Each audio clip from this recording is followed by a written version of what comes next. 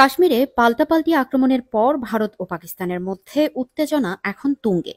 Operation সিঁদুরকে কেন্দ্র করে চিরবৈরী দুই প্রতিবেশী দেশের মধ্যে নতুন করে উত্তেজনা বাড়ছে। উত্তপ্ত এই পরিস্থিতিতে প্রতিক্রিয়া জানিয়েছে বাংলাদেশ। ভারত ও পাকিস্তানের মধ্যে ক্রমবর্ধমান সামরিক উত্তেজনায় গভীর উদ্বেগ প্রকাশ করে পররাষ্ট্র মন্ত্রণালয় বিবৃতিতে বলা হয়েছে, ভারত পাকিস্তানের পরিস্থিতি নিবিড়ভাবে পর্যবেক্ষণ করছে বাংলাদেশ। উভয় দেশকে শান্ত থাকার, সংযত আচরণ করার এবং উত্তেজনা বাড়াতে পারে এমন পদক্ষেপ থেকে বিরত থাকার আহ্বান জানাচ্ছে ঢাকা।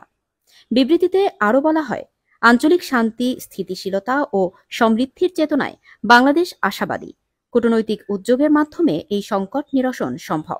ভারতের সেনাবাহিনী জানিয়েছে, জম্মু ও কাশ্মীরের পেহেলগামে প্রাণঘাতী সন্ত্রাসী হামলার প্রতিক্রিয়ায় তারা অপারেশন সিঁদুর নামের একটি সামরিক অভিযান চালিয়েছে।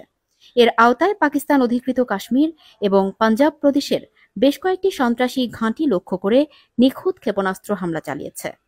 ভারত সরকারের দাবি, এই হামলা নির্ভুল, পরিমিত এবং অ-উত্তেজনামূলক।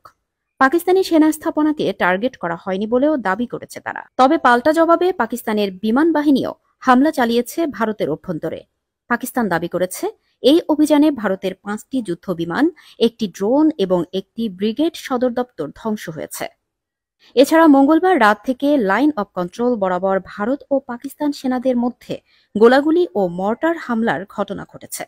বিশ্লেষকরা বলছেন, দক্ষিণ এশিয়ার এই দুই পারমাণবিক শক্তিধর দেশের মধ্যে সংঘাত বিশ্ব শান্তির জন্য হুমকি হয়ে উঠতে পারে। তাই এখন দরকার সর্বোচ্চ সংযম ও কূটনৈতিক সংলাপ।